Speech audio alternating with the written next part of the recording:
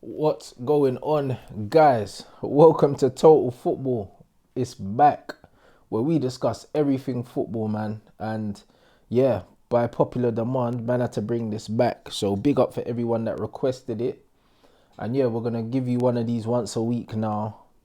A couple Rants Red Talks, and then obviously I started my FIFA career mode as well. So yeah, loads of stuff to get into, guys. And yeah, let's just get into it, man. Anyone that's seen this morning, I was doing an Insta live with you lot. Good vibes. Had the old school bangers on. Do you know what I mean? You just got to keep the spirits up at a time like this, man. It's a bit mad. Yesterday, I think 9 p.m. was the first time man had fresh air. Like I went downstairs. I thought, let me go for a walk. Had my sliders on and I saw it was raining. And it's just mad. Like, man didn't see out fresh air for the whole day. You lot make sure you get fresh air, man. Crack a window open, stand on a balcony, or just go for a little walk or something, even if it's just around the park or something. But you need to keep fresh air, man, to keep your mind together, because it's peak times, bruv, and it's only gonna get worse. But yo, let's get into it. Obviously, Levi at Man Like Memphis won. Players practice week in, week out, and are so bad on their weaker foots. Why do you think that is? For example, Rashford has over 60 goals for United, but only ever scored 4 with his left foot. Can this be the difference between being good and being elite? Yeah, absolutely. I think so. I think so. I think that inability to use your weaker foot automatically gives you a weakness in football. Do you know what I'm saying? And when I first started watching Fred, yeah, the reason why I knew that there was an absolute baller in there was because of how two-footed he was. I saw it straight away. When people were writing Fred off, yeah, I was like, this guy literally is good in the tackle. He can pass and shoot with both feet. He can dribble. Like, he's got so many qualities to his game. And the two-footedness means that he can move the ball a lot quicker in midfield. Because whereas with Matic, he has to turn before he could play the pass. Fred can just open his body up and play it with the other foot. Michael Carrick used to do it as well. Like, it's a skill that's so understated in football, but it's something that I look out for. Whether you're, a lot of left-footed players are so one-footed, it's unbelievable, yeah? And it's cool for them. They can get away with it because they're the anomaly in football, innit? The majority of your players are going to be right-footed, so left-footed players can get away with that. For me, right-footed players that are so right-footed, like Antonio Valencia and that, it's so jarring, bruv. Do you know what I mean? So I do believe that it's a skill that should be worked on, and I feel like these men have enough time that their weaker foot shouldn't just be for standing on. I think if you're a professional footballer, you're playing football full time, that's your only job, that's all you have to worry about. You should have something on your weaker foot, bruv. I don't, when men are running round the ball to use their stronger foot like Valencia was doing, it's just embarrassing, isn't it, to be completely honest. So, like, I definitely think that it does show the difference in levels. I think when you look at someone like a Mason, yeah, who can just be clapping free kicks and penalties with opposite foot and that's special, innit? I'm not saying every player has to be at that level, but I'm saying that the reason why Mason can be an elite player is because he possesses that. So not every elite player has to have that, but I think if you have that, you've definitely got what it takes to be an elite player. Santi Cazorla was another one, ridiculous with both feet. Morten Gamps Pedersen, another like two-footed player I remember that was just two-footed. Like, you couldn't even tell what foot was a stronger foot. See, there's not even that many in world football, so it shows you the levels. Let me know if you remember any other like two-footed ballers. I don't mean scored with both feet, because R9 used to bag with both feet all the time, yeah, but I mean actually two-footed as in, like, if man told you they were left-footed, you'd believe them. If they told you you were right-footed, they would believe them. Like Morten Gamps used to take corners with either foot, free kicks with either foot, depending on what side of the pitch it was on. Cazorla did that. Mason does that. Who else? If there's any other players, let me know in the comment section, guys. Next up, Sam underscore L12.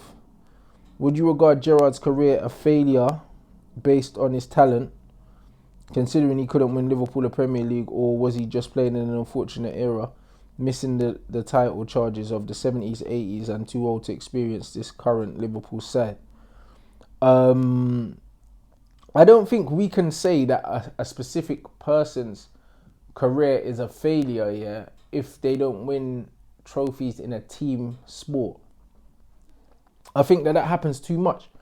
It's not his fault, yeah, that the Liverpool he played in wasn't the Liverpool of the 80s or like the late 80s, early 90s. It's not his fault that he wasn't in that Liverpool team. So I don't think that his career is a failure. Like, he could have moved and he chose not to move. Whether he will say that he regretted it or not, he'll probably say that he doesn't. He's probably lying, innit? However, I wouldn't say that his career is a failure, bruv. He won a Champions League. That's still more than a lot of men would win in their careers anyway. But for a player of his stature that's held as high esteem as him, his trophy cabinet is quite bare. It is.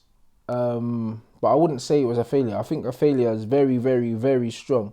So, no, I wouldn't say it was a failure. Like, when you look at someone like Alan Shearer, who they gas up to the hilt, yeah, and then he ain't got nothing to show for it but the league title with Blackburn, you could more look at his career and say, rah, would he see that as a failure? That would make more sense. But Steven Gerrard has a Champions League trophy, a medal, so nah. I just don't even know, bruv. I don't know. I would say no. If you would say yes, I understand that. But me personally, I don't like saying in a team sport that your career is a failure if your team don't win something. Do you know what I mean? Yeah, it's not like basketball where you can trade, and then eventually win something. In football, you don't get that many transfers. Like, if you're at a top club, there's only certain places you can go. Do you know what I mean? So, nah, I think that Gerrard was loyal to his football club. And yeah, I wouldn't say it was a failure. Let me know if you disagree, guys. All right, next one. It says Nico Barca Michael. Benzema is one of the best French strikers there has been, but still underrated, just like Firmino or Martial. Do you think their ability to contribute prevents them from getting the Ballon d'Or and stuff? Firmino is the glue for Liverpool attack. I don't think it prevents them from getting the Ballon d'Or, but I think because we live in a new age society where people are so like obsessed with numbers and stats, yeah, that people they overlook that Bobby Firmino's importance, yeah, and they reduce him to just a striker that doesn't score goals. And it makes me angry, innit? It's the same with Martial, yeah? If you look at what Martial does for the team in terms of linking the play and holding the ball and bringing people into play and pressing and winning the ball and breaking and just like making people make mistakes, he contributes so much more to the team than scoring.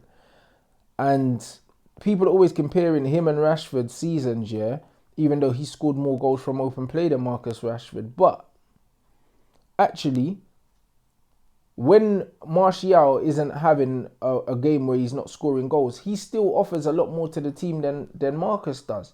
Like, with Marcus, like at the beginning of the season, he was playing rubbish and he was just scoring penalties. And on paper, it looks great, but when you actually did the eye test, it didn't look good. Do you know what I mean? And the thing is, there's been loads of games where Martial hasn't scored, but actually he's been instrumental in kind of helping the team kind of build from the front and stuff like that. So I just think players like that in a stats-driven society now just get overlooked, and it is so jarring. And that's why you have to be careful with who you get into arguments with online, because certain people, if they're from a different era of football to you, they just don't understand, bruv. Do you know what I mean? People pulling up stats between Henry and R9, bruv. Henry was nowhere near R9, bruv. Do you know what I'm saying? But people pulling out stats saying, yeah, well, Henry got more goals, this, that, and the other in this amount of games and that, bruv. Like, R9 didn't have all these mad injuries and this, that, and the other. But, bruv, R9 was bagging goals, yeah. He was the all-time World Cup top scorer, bruv. That was R9's levels. R9 was just notching in World Cup tournaments like it was nothing, bro. Nothing at all. R9 is the best striker to ever play the game. So for man to even think that Henry was better than him is ridiculous, isn't it? It's ridiculous, fam. But it happens, isn't it? It's stats, guys. Do you know what I mean? So I don't really know what to say more than that. But what do you guys think? Same with Karim Benzema. Actually, Karim Benzema stats are good. for Real Madrid. But the years that Ronaldo was there, Benzema scored less goals because he was adapting his game to Ronaldo's game. And now Ronaldo's left, he started scoring more goals again. But if you look at the leagues in which he scored the least amount of goals, yeah, it's because Ronaldo was there. It's not because he became rubbish. He just adapted his style, guys. You know what I'm saying? And selfless players like that do tend to get overlooked because they just look at numbers, innit? It's the numbers things in society today, which I don't specifically agree with. I believe that there is a place for numbers. However, I'm not trying to just see numbers all the time. Numbers don't play football, guys. So yeah, let me know what you think about that. And if there's any other strikers that you would put into that category, strikers that don't specifically score that many goals, but like they're a focal point for their team or they contribute heavily and they get overlooked, let me know. All right. At LeeZH_. Do you reckon Anelka could have been one of the greatest if he had the same mindset and determination as Henry, since he was 2 years younger and considered to be more talented of the two early on? Hashtag total football.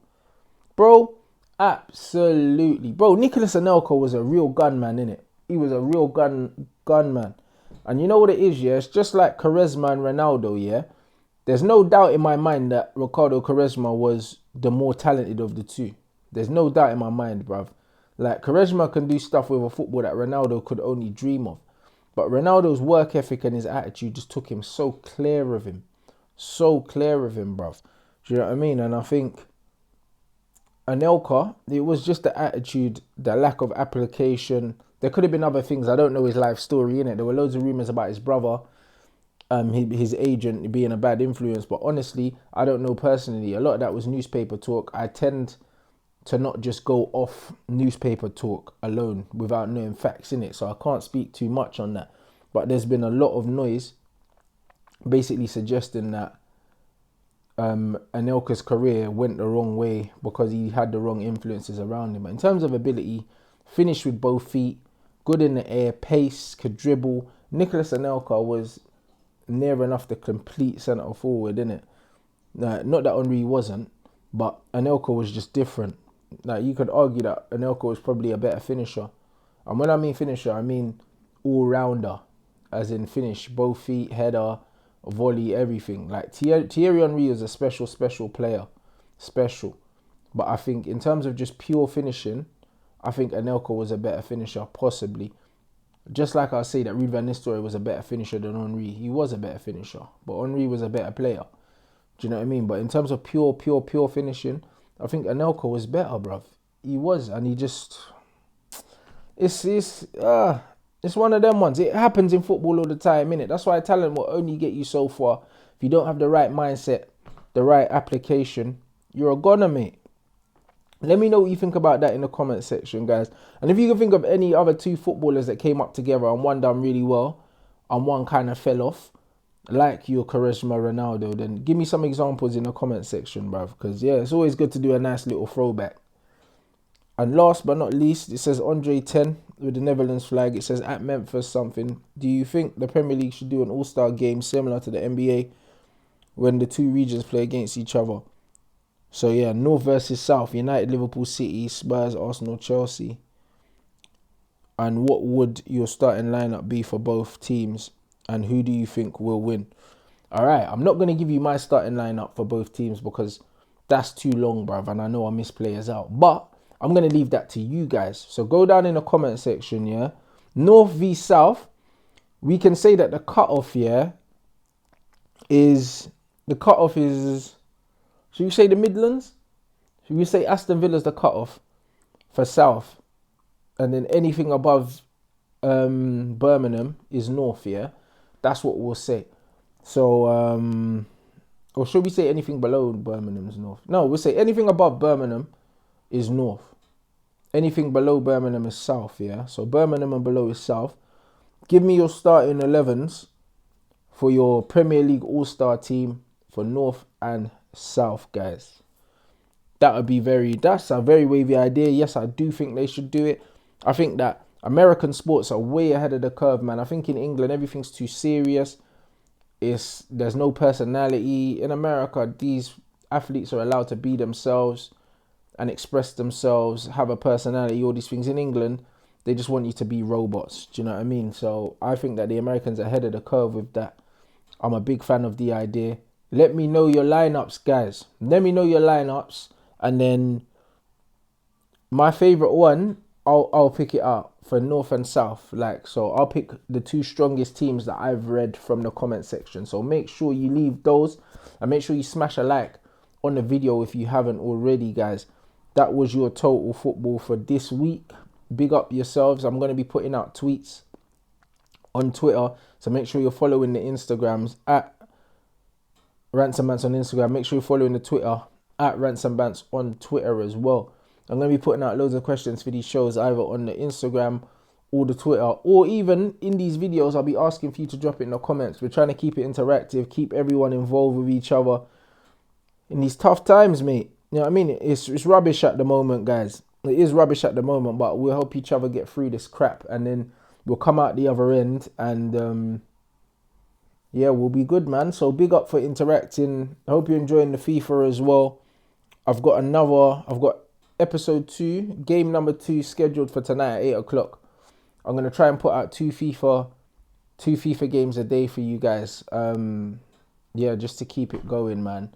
And let's just keep each other in good spirits, and hopefully we'll be out the way, man. Over the hill soon. Big up.